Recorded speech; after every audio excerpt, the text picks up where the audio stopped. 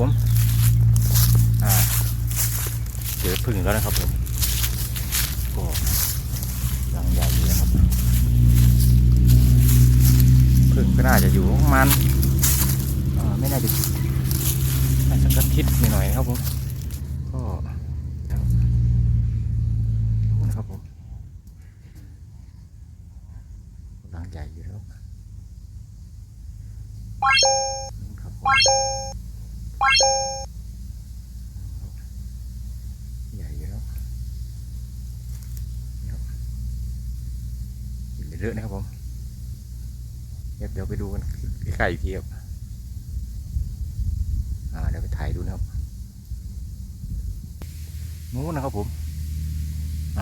รังก็จะอยู่นิ่มๆครับพึ่งน่าจะประมาณอาทิตย์หน่อยๆนะครับผมมันอยู่ติดทางนะครับปล่อยไว้ก็ไม่ได้นะครับผมมันน่าจะหายนะครับผมต้องขึ้นตีนะครับผมรังเริ่มแผ่แล้วครับผมเนี่ยมันน่าจะย้อนแสงหน่อยนะครับรังอาจจะมองดูที่รังอีกทีนะครับผมนี่ครับก็อยู่ใกล้ๆรังแล้วนะครับผมหัวน้ำน่าจะใหญ่อุ้มๆนะครับเดี๋ยวหาที่ตั้งกล้องให้ชมครับผมโอเคครับผมก็ใกล้ถึงรังแล้วนะครับใหญ่นะครับแต่ว่าไม่มีน้ำนะครับผมครับผมปล่อยไม่ได้นะครับผมอยู่ติดทางนะครับก็เสียดายนะครับผมจำเป็นต้องตีนะครับเสียดายครับผมจำเป็นครับผมยังอยู่อีกไกลครับทางเคยอีกไกลครับผม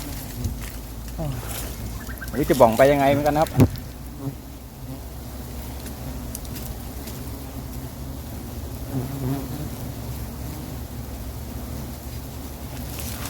เช็คครีมหนีเปล่าครับ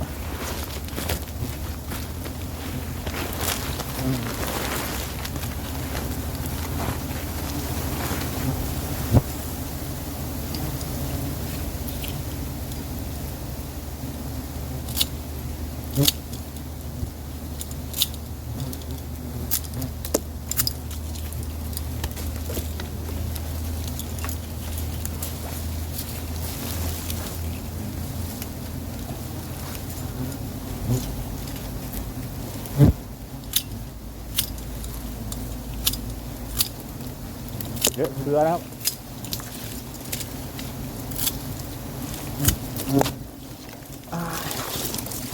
ทางเข้าครับผมปาดถึงหรือเปล่าไม่รู้นะครับลองดูครับผม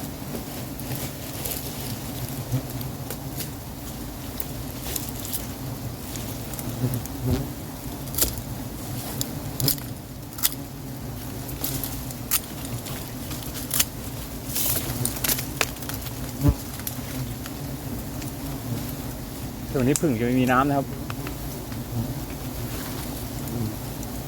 เสียดายนะผมจะทำไงได้ครับ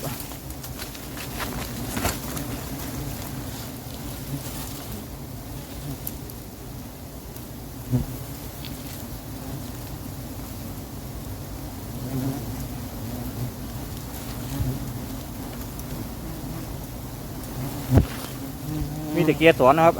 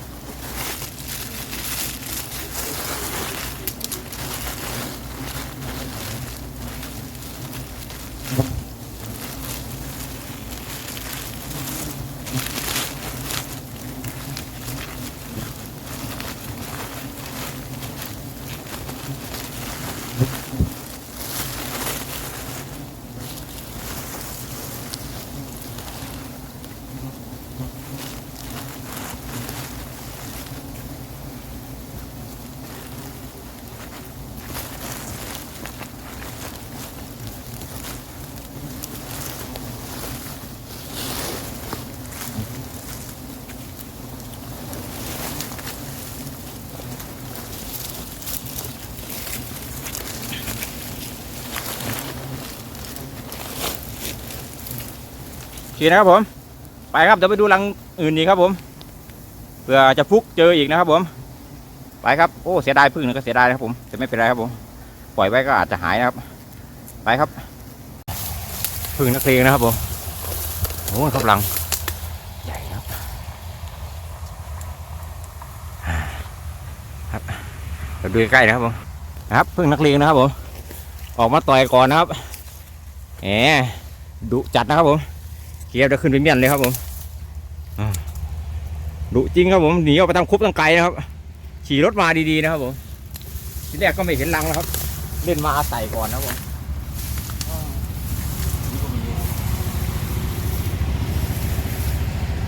เราก็มารังมันอยู่ไหนเนาะมาต่อยไปครับขึ้นต้น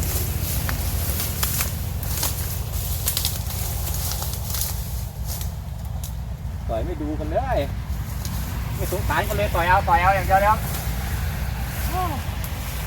ถามว่าจะขับมาเจ็บไหม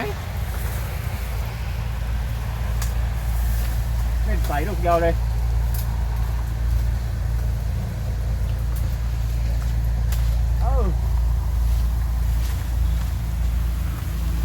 โอ้ขามากแล้วเหรอ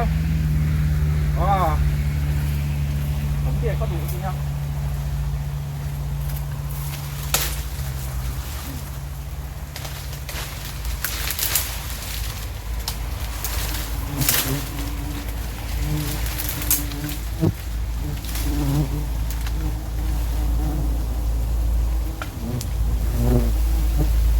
โอ้หัวน้ำก็สวยครับก็ตามได้ไงเนาะนี่โอ้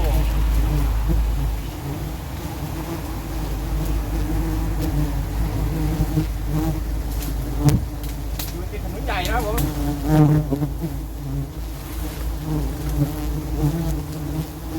รอบตารอบตารอบตาป้าตาย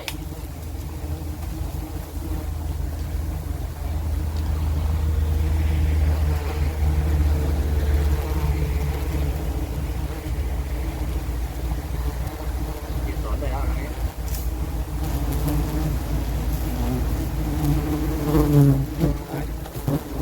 ต่อยพึ่งอ่ะ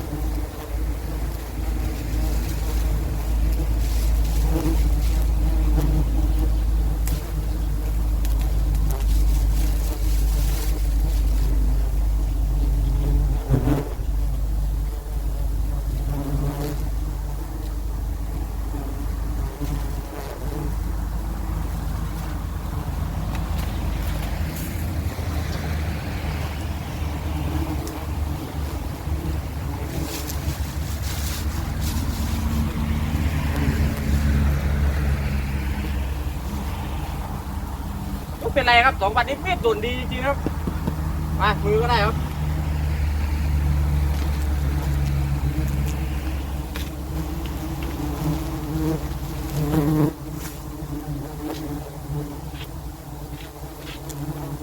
ต้นเมื่อกี้นี่ก็ลืมมีดไว้บนต้นนะครับแทงแล้วก็ลืมรู้เป็นไรครับพี่2 วันเนี่ยครับ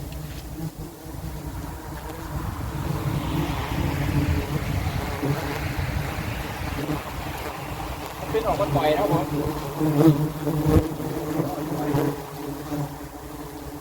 เราต้องขับรถหนีไปเลยครับไปทุกต้นหาทางเงินอีก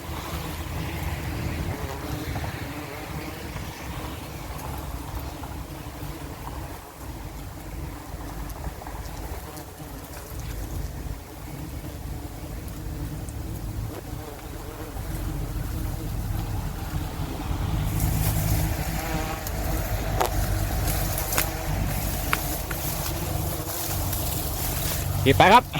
วันนี้ก็โอเคนะครับวันนี้ก็น่าจะกลับบ้านแล้วครับผมก็หมาน2 ลังก็พอนะครับวันนี้ก็อีก2 ลังก็พึ่งใหม่ครับอีกลังนึงก็ต่ำๆนะแต่ว่าฝนตกแรงนะครับก็น่าจะกลับบ้านนะครับผมโอ้โหนู่นครับทางกลับบ้านเละเทะเลยครับผมก็อื่นๆนิดนึงครับมีถุงดางฉีก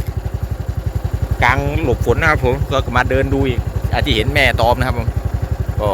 เจอนะครับแต่ว่าต่ำๆนะไม่มีครบเอาครับเราก็ไม่อยากเสี่ยงนะครับผมเดี๋ยวต่อยตาบวมเอาครับผมก็ ก็สวัสดีนะครับผมก็ขอบคุณที่รับชมคลิปนะครับผมก็วันนี้ก็น่าจะกลับบ้านแล้วครับผมพอนะครับผมก็ทุลักทุเลกลับแล้วผมทางเละเทะหมดเลยนะครับผมครับสวัสดีครับ